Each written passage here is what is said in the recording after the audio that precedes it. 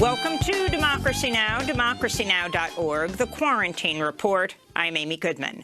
President Trump continues to contest the results of last week's election after counts show Joe Biden won the Electoral College and the popular vote by more than 5 million ballots. On Tuesday, the Office of Management and Budget said it was proceeding with President Trump's budget request for next fiscal year, and Trump's top cabinet member, Secretary of State Mike Pompeo, said he's preparing for a second Trump term. Pompeo was questioned by reporters at the State Department.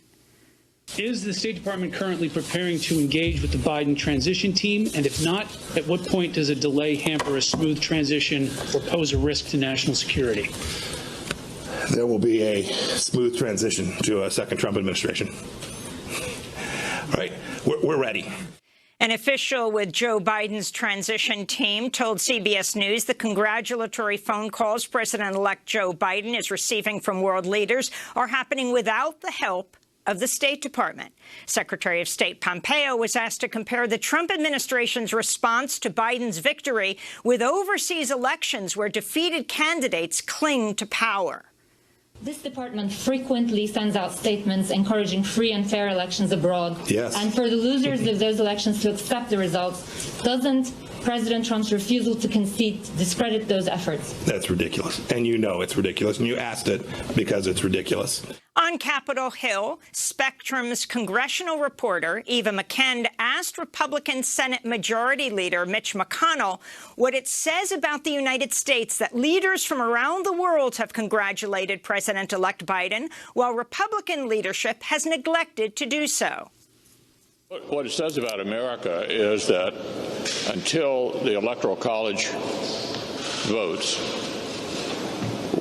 anyone who's running for office can exhaust concerns about counting in any court of appropriate jurisdiction. Meanwhile, President-elect Joe Biden's transition team says it may sue Emily Murphy, a Trump appointee who heads the General Services Administration, for refusing to sign a letter of ascertainment certifying Biden's win. Without the letter, Biden's transition team cannot access government funds or communicate with federal agencies. On Tuesday, Biden addressed Trump's refusal to concede. Well, I just think it's an embarrassment. Quite frankly, the only thing that, how can I say this tactfully? I think it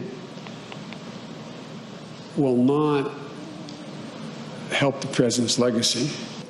In Pennsylvania, a U.S. postal worker has recanted his claims that a postmaster in Erie ordered employees to backdate ballots mailed after Election Day. The claims were widely cited by senior Republicans, including Senator Lindsey Graham, as evidence of widespread voter fraud. Today is Veterans Day, and in Nevada, Trump's re-election campaign has challenged ballots cast by more than 3,000 people it claims do not live in the state.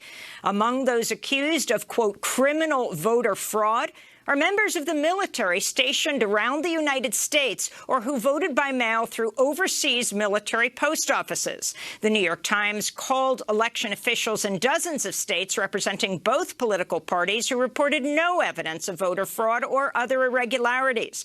Meanwhile, top law enforcement officials are warning President Trump's conspiracy theories about illegal voting could lead to far-right violence. Philadelphia District Attorney Larry Krasner told HuffPo, quote, "We're having a conversation with members of his base who believe there's a satanic pedophilic sex ring running out of a pizza parlor. I have trouble figuring out whether these people are actually part of an elaborate Saturday Night Live routine or if we should be terrified because they like AR-15s.